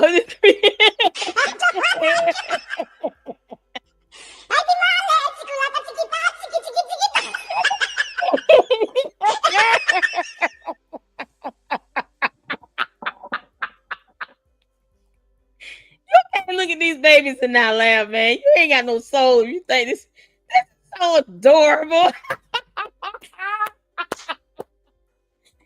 This make you want to pick them up and hold the baby. The baby, y'all. The baby. Oh my God. Hold on. We can watch one more. Y'all want to check out the Cat Williams? Watch Lady. Check out the Cat Williams one. Y'all, we playing that. Oh, y'all make sure y'all check out that Good Night prank. That is funny as hell. Hold on, let me pull it up. Hold on 1 second. All right. Oh, no. All right, let's check this one out. Oh my God, that's so funny. Yes, Saint. That's what it is.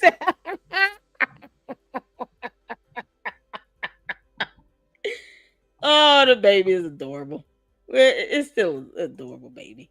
Oh, Y'all, we love the babies up in here. We don't take the frustration out on the babies, okay? They're adorable.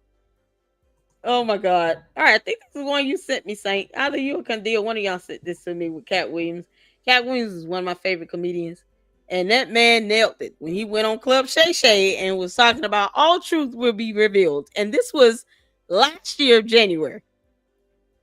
Truth is still being revealed as of June 19, 2025. Cat called it. Cat was right. Hashtag Cat was right. All right, let's go.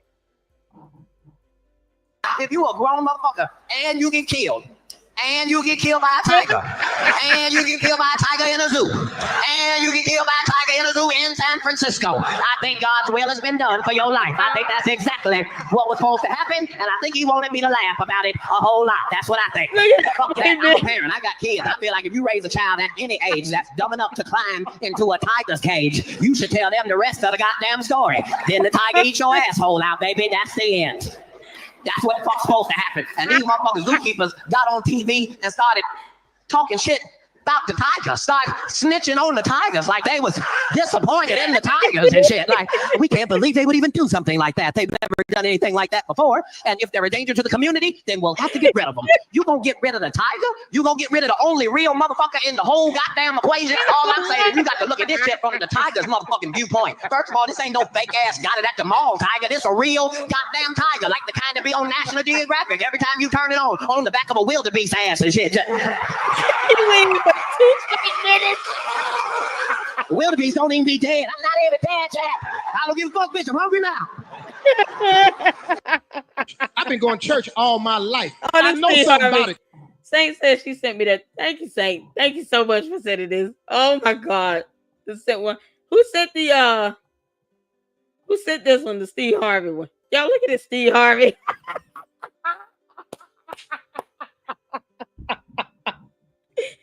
Oh, good Lord. Whose channel is that video on? Oh, shoot. Let me go back. Hold on.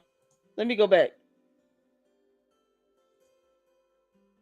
If you are grown.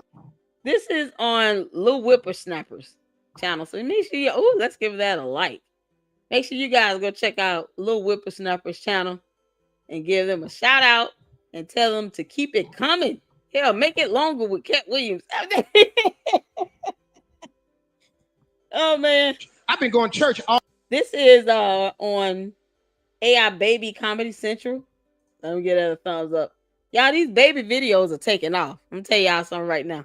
I know a trend when I see it. I'm so glad Dear Woke Christian got one. His video getting a lot of views now, all in the queue. Man, this is epic. I love it. I love it. Then I got one coming about me. I'm about to be babyfied. All right, let's get to it. All my life. I know something about it now. And it's just some things I wish they stopped doing up at the church.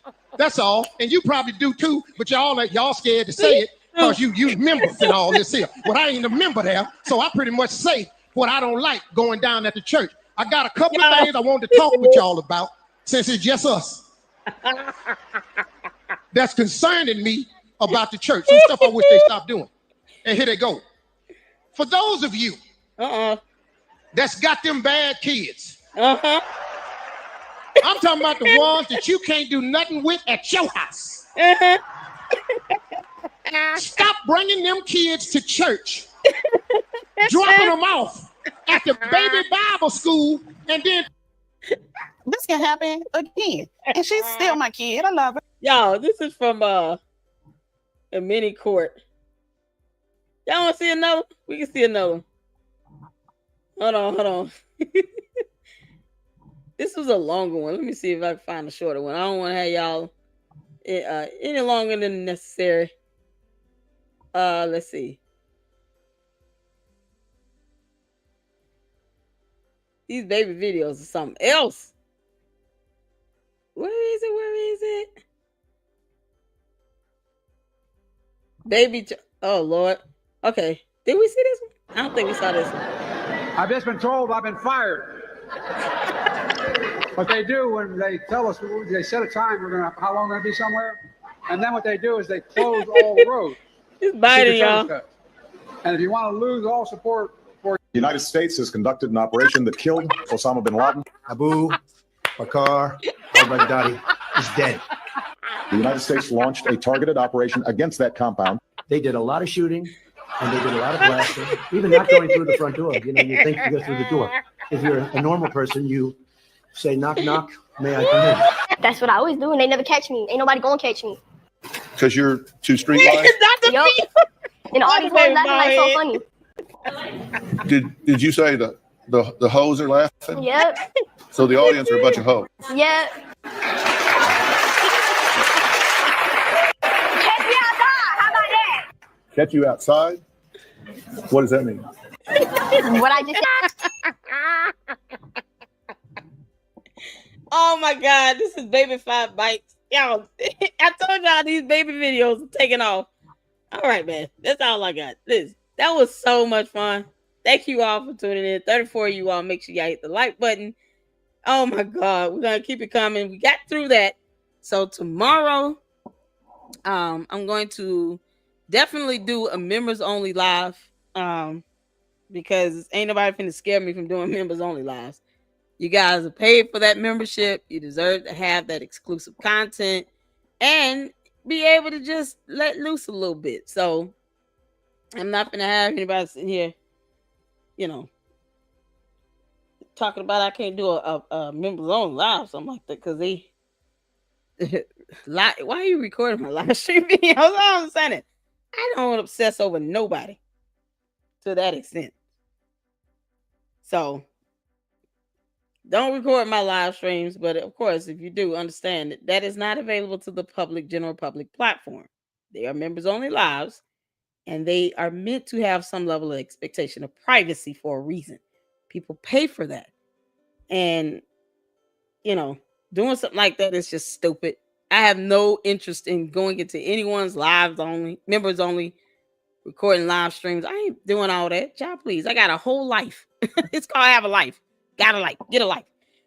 So no, you know, we're not gonna, you know, we don't have to say names, but there still should be a space where people can just be able to come together and just have a good time and laugh and check out some great content that not meant to be put on the general public platform. So the fact that like that is happening is disturbing. It's not even funny, it's disturbing. But knuck if you buck. All right. Thank you all so much. I appreciate that. This was fun. We're definitely going to do a video tomorrow. I want to get to that true crime story on Dakota Collins and then do updates on the twins, because I have been reporting on that were found deceased in the mountains of Georgia. The family did a presser on that. And basically, you know, GBI is full of crap. So they're still trying to call this a murder-suicide sort of thing, and it's just unfortunate. And then we're going to do a video on the updates of Air India plane crash, y'all. We got to do some updates. A lot of updates come out on that. So I'm going to do a separate update video on that. But thank you all so much. I appreciate you all for supporting me here in the LLC. Hit the like button. Please make sure you tune in for tomorrow with the videos that I'm going to be dropping. They're not going to be like live stream. They're just going to be separate videos. So I'm going to cover on some updates and stuff. And I will see you all, the members, in the live stream, members only live tomorrow. I promise you all once a week. So we're going to do it. And until then, Lady Luck Club out. Deuces.